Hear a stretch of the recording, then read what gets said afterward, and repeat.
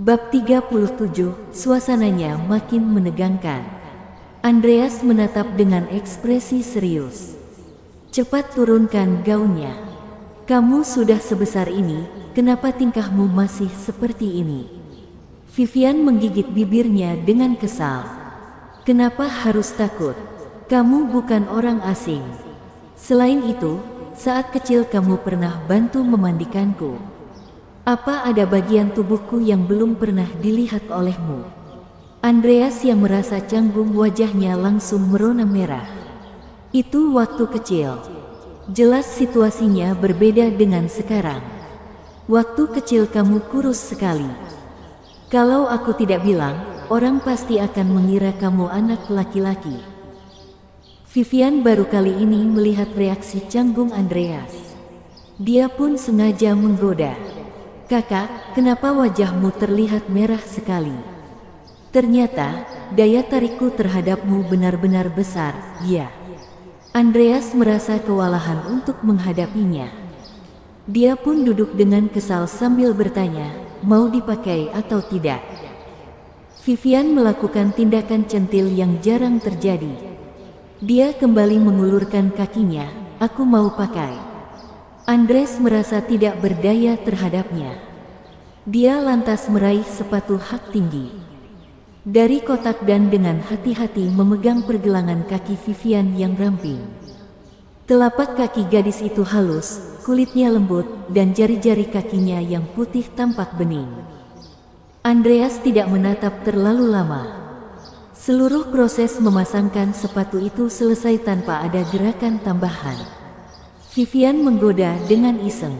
Aku tidak menyangka kamu cukup profesional, ya. Apa kamu sering memasangkan sepatu untuk wanita lain? Bayangan Emma terlintas di benak Andreas. Gerakan tangannya berhenti ketika konsentrasinya terbagi. Vivian diam-diam mengepalkan tangannya. Namun, dia cukup cerdik untuk tidak melanjutkan topik percakapan tersebut. Kak, terima kasih untuk hadiah ulang tahun darimu hari ini. Aku suka sekali dengan hadiahnya. Setelah selesai memasangkan, Andreas bangkit dengan helaan napas lega.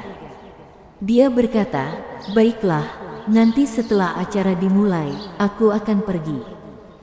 Kamu tidak perlu mencemaskan apapun. Urusan lainnya biar aku saja yang urus. Setelah Andreas meninggalkan ruangan, Vivian perlahan-lahan mulai bangkit dari ranjang. Emosi yang dia tampilkan sebelumnya terlihat jelas di mata Andreas. Cermin kaca memantulkan kembali keagungan dan kekuatan dari sang putri Hart. Auranya seolah-olah membuat orang takut untuk menatapnya secara langsung. Tidak berselang lama, terdengar suara langkah kaki yang mendekat. Christy yang sudah memiliki pengalaman melintang hanya menatap sekilas ke ranjang. Dia buru-buru mengalihkan tatapan. Sudah lebih dari 2 tahun dia ikut bekerja pada Vivian. Dia telah melihat banyak pemuda berbakat. Namun, Andreas adalah pria pertama yang bisa masuk ke ruangan ini. Vivian bertanya tanpa berbalik untuk melihat Christy, kamu sudah berkenalan dengan kakakku. Menurutmu, bagaimana dia? Entah mengapa, Christy tiba-tiba merasa suasana ini sangat mengintimidasinya. Christy bingung bagaimana harus merespons pertanyaan Vivian. Namun, yang jelas napasnya menjadi terengah-engah dan detak jantungnya mendadak berdetak lebih cepat. Vivian tiba-tiba menghadapnya dengan senyum tipis. Tidak perlu takut, jawab saja apa adanya. Kalau aku tidak percaya padamu, mana mungkin aku akan memberikan tugas ini kepadamu? Christy memikirkan jawabannya sejenak sebelum akhirnya merasa ada kata yang pas untuk menggambarkannya. Dia pria yang sangat baik. Tatapan Vivian menjadi bersemangat. Dia berseru, benar, dia pria yang sangat baik, hanya saja, dia agak kuno dan punya ego tinggi sebagai laki-laki. Kalau dia sudah mengambil keputusan atas sesuatu, jangan harap aku atau orang lain bisa mengubahnya. Kak Christy, aku tidak khawatir untuk bilang soal ini padamu. Andreas adalah pria paling berharga bagiku. Kalau bukan karena perlindungan darinya, mungkin aku sudah meninggal sejak dulu. Bahkan, nyawaku pun dia yang memberikannya. Kamu pikir aku masih akan memedulikan hal lain? Akan tetapi, saat ini aku tidak bisa terlalu dekat dengannya. Di dalam keluarga Hart terdapat hambatan, sedangkan di luar juga terdapat ancaman. Aku takut masalah-masalah ini akan menyusahkan dia. Christy bertanya dengan hati-hati, apa yang Nona maksud adalah Sander. Vivian tertawa sinis. Siapa Sander? Dia paling-paling hanya alat kepentingan dari keluarga Hart.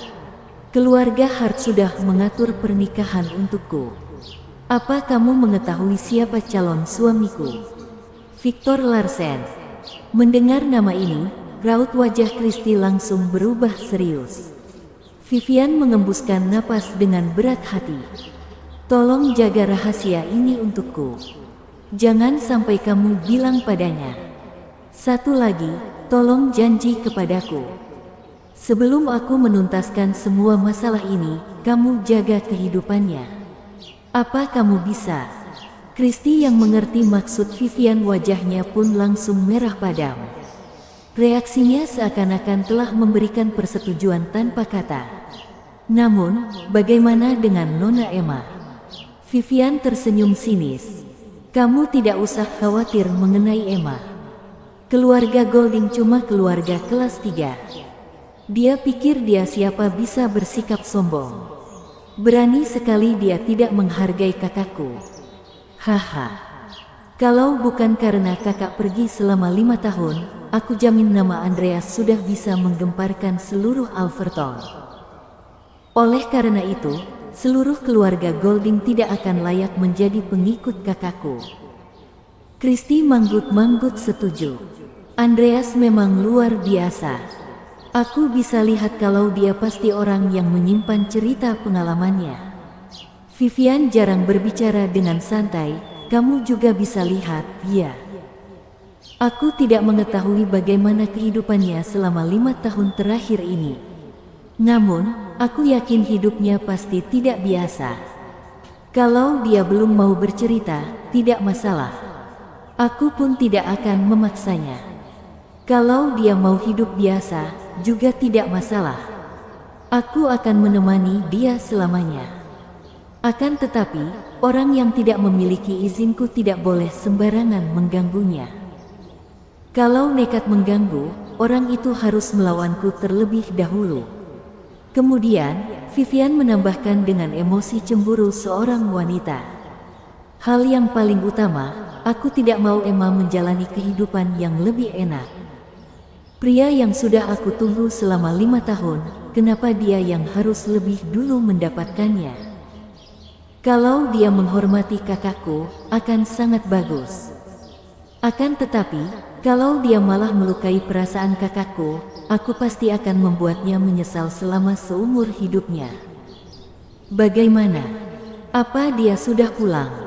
Christy merespons dengan anggukan sopan. Dia sudah pulang. Apa kamu mau aku memanggilnya kemari? Vivian berusaha mengatur emosinya. Tidak usah. Aku sudah dengar kalau selama 2 tahun terakhir ini banyak orang-orang di lingkaran sosial ini selalu membandingkanku dengannya. Tadi di bandara, aku juga sempat bertemu dengannya. Dia memang luar biasa. Semula aku berniat untuk berkenalan dan berteman dengannya. Akan tetapi, saat ini aku tarik lagi keinginanku. Aku memutuskan untuk menemuinya langsung. Setelah selesai berbicara, Vivian langsung meninggalkan ruangan dengan ekspresi penuh kebencian. Dia berkata, "Ayo, aku ingin tahu bagaimana sosok Emma yang sebenarnya. Kelebihan apa yang dia punya hingga pantas dibandingkan denganku? Kenapa dia seperti jauh dari jangkauan? Apa dia kira dia lebih baik dariku? Omong-omong, aku mendengar kalau anggota keluarga Golding tampaknya tidak menghargai kakakku. Ayo, beritahu aku semuanya." Christy merasa merinding di sekujur tubuhnya. Dia seakan-akan dapat merasakan bahwa sebentar lagi akan terjadi kejadian yang mengerikan. Bab 38, Memecah Keheningan. Karena beberapa kejadian barusan, Andreas dan Sander di dua sisi yang berbeda telah menjadi pusat perhatian semua tamu. Mungkin agak berlebihan kalau menganggap mereka adalah pemeran utama di pesta ini. Namun, menganggap mereka adalah pusat perhatian juga tidak salah. Apalagi, Sander yang dalam 2 tahun terakhir ini telah menjadi orang kaya baru yang paling mencolok di seluruh Alverton. Dengan taktik licik, dia dapat mencapai posisi tinggi dalam kekuasaan.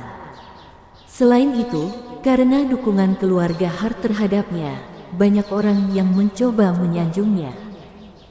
Para tamu yang terus mengajaknya bersulang seakan-akan berdatangan tanpa henti. Saat ini, Emma tampak senantiasa menemani di sampingnya dengan tangan melingkar di lengan Sander.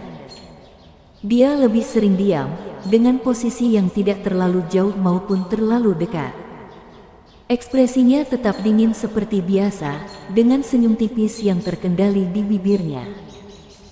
Dia tidak mencolok dan tidak dominan, tetapi tetap membuat semua orang tidak bisa menghiraukan kehadirannya. Lipstik merah tua yang agak pudar di bibir makin menambah auranya. Dia tidak hanya memancarkan kesan dingin dan elegan, namun dia juga membawa cahaya yang berbeda. Auranya yang istimewa ini dengan kuat menarik perhatian setiap pria di ruangan tersebut. Andreas mendongak dan mata mereka pun saling bertatapan. Ekspresi Emma tetap datar dan tatapannya terlihat tajam, seolah-olah dia hanya melihat orang asing. Andreas telah memperkirakan situasi ini sebelumnya. Namun, hatinya tetap terasa sakit dan perih, rasanya ada perasaan yang sangat rumit di hatinya. Kemunculan Emma membuat semua pesona wanita di ruangan itu menjadi tertutup olehnya. Ini memang bukan acara miliknya. Namun, dia tetap menguasai suasana dengan dominasi yang hampir tidak masuk akal, seolah-olah aura kuatnya bisa menopang seluruh acara malam ini. Julukan Putri Hart sudah lama menyebar ke seluruh Alverton. Julukan Putri Golding juga beberapa kali disebut oleh orang-orang. Namun, keluarga Golding tidak cukup berpengaruh. Akhirnya, julukan tersebut tidak mendapatkan perhatian yang sama. Meskipun Emma mampu menyandang julukan Putri Golding, statusnya sebagai keluarga Golding membuat julukan ini tidak berarti apa-apa. Namun, hari ini tidak seperti biasanya. Para tamu bisa melihat bahwa keduanya sepertinya akan segera menikah. Karena adanya dukungan dari Sander, julukan Putri Golding mulai terdengar dari mulut orang-orang dan akhirnya tersebar begitu saja. Sementara itu, suasana di sisi Andreas sangat berbeda. Dia berdiri sendiri sambil menyandarkan badannya di pagar. Tatapan matanya tampak intens dan seakan ingin memisahkan diri dari keramaian yang ada. Kalau membandingkannya dengan Sander, rasanya seperti dua dunia yang berlawanan. Satu di langit, sedangkan lainnya di bawah tanah, seolah-olah mereka adalah kutub yang saling berlawanan di acara ini. Akan tetapi, tidak semua orang abai dengan kehadiran Andreas. Contohnya, sekarang Andreas sedang mengisap rokok murah berkualitas rendah sembari memegang segelas anggur mahal dari kebun anggur pribadi. Dua benda yang tampaknya tidak cocok, tetapi justru berpadu dengan sempurna di tangannya. Memang ada sejumlah wanita yang memiliki minat terhadap Andreas. Namun, malam ini jelas bukan waktu yang tepat. Di luar villa, banyak orang berdiri menunggu. Semua orang seperti bisa merasakan bahwa sebentar lagi suasana akan menjadi mencekam. Kalau hari ini Andreas berani meninggalkan gerbang villa keluarga Hart, malapetaka pasti akan menyambutnya. Apa keluarga Hart akan turun tangan untuk membantunya atau tidak masih belum jelas. Selain itu, apakah Christy bisa melindungi Andreas atau tidak juga belum pasti. Oleh sebab itu, saat ini siapapun masih enggan untuk mendekati Andreas. Semua orang tidak ingin memprovokasi Sander hanya untuk bergaul dengan Andreas. Apalagi, identitas terbuka Andreas hanya dua. Pertama, sebagai sopir taksi perusahaan GoFlash. Kedua, gosip tentang skandal hubungan antara dirinya dengan Christy. Kedua identitas ini tidak cukup bagi orang untuk membuat orang bertaruh banyak pada dirinya. Namun, di dunia ini ada sejumlah wanita yang terlahir sebagai pemburu ulung. Seperti sekarang, Tracy sudah berjalan menghampiri Andreas.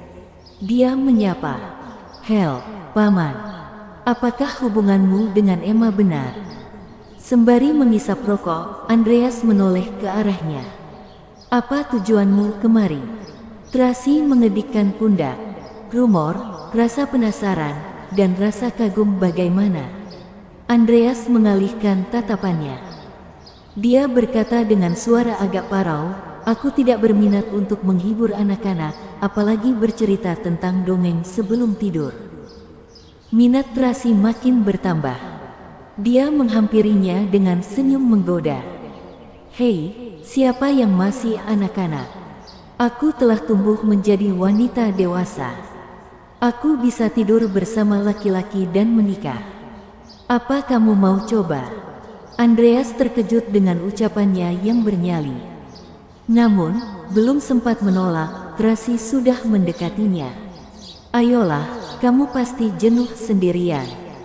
Pasti akan lebih seru kalau aku bersamamu untuk menghangatkan ranjangmu, kan?" Andreas merasa dia konyol. Dia mengarahkan telunjuknya ke kejauhan sembari memegang sebatang rokok. "Apa kamu tahu mengapa tamu lainnya menjauhiku?" Tracy menanggapinya dengan tatapan malas. "Ya jelas. Karena kamu sudah memprovokasi calon saudara iparku. Semua orang berpikir bahwa hari ini kamu tidak akan bisa meninggalkan tempat ini dengan selamat. Semua orang menganggap besok kamu sudah tidak bernyawa lagi. Tidak ada yang mau berurusan dengan Sander hanya agar bisa bergaul denganmu." Andreas lantas bertanya dengan penuh keheranan, "Kalau kamu mengetahuinya, mengapa kamu tidak menjauhiku juga?" Tracy balik menanyakan, "Kenapa aku harus menjauhi kamu? Kalau Emma bersama Sander, aku akan menjadi adik iparnya. Kalau Emma bersama kamu, aku akan menjadi adik iparmu. Adik ipar dan adik ipar, bukankah itu jodoh?" Setelah itu, dia berpose manis dan menggemaskan. "Selain itu, siapa yang tega memarahi adik ipar yang menggemaskan seperti aku?" Andreas sedang merasa senang untuk menanggapi candaan gadis itu. Dia bertanya dengan heran, "Kamu memang unik, apa seluruh anggota keluarga Golding memang aneh begini?" Tracy sama sekali tidak kesal. Dia justru tertawa saat berkata, "Sayangnya kamu salah, seluruh anggota keluarga Golding itu unik, tetapi cuma aku yang masih bisa dibilang normal." Andreas mengerutkan kening. "Emma adalah sepupumu. Apa-apa dia juga tidak normal." Tracy mendengus dengan jengah. Dingin bagaikan es. Cuma orang gila yang berpikir dia normal. Apa saat diranjang sifatnya masih seperti ini? Andreas langsung batuk-batuk dengan hebat. Meskipun dia perokok berat selama bertahun-tahun, pertanyaannya masih membuat dia tidak bisa menahan batuk karena terkejut. "Apa kamu sungguh salah satu anggota dari keluarga Golding?" Tracy menatapnya dengan jengah. "Tentu saja. Kalau kamu tidak percaya, kita cari tempat untuk membuktikan identitasku ini." Setelah mengatakan hal itu, Tracy dengan percaya diri memamerkan dadanya. Bersambung.